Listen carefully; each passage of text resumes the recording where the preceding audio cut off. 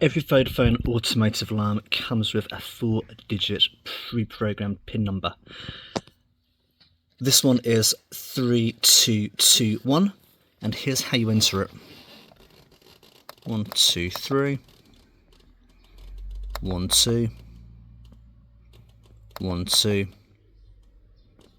1.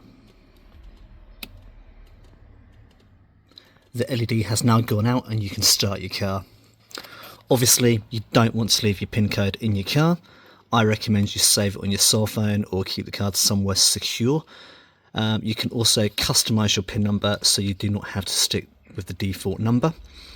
I highly recommend you have a number that you're going to remember. And the only time you're really going to need your PIN number is if the remote fails on the alarm, or if you want to put your car into garage mode, and I'll explain that in the next video.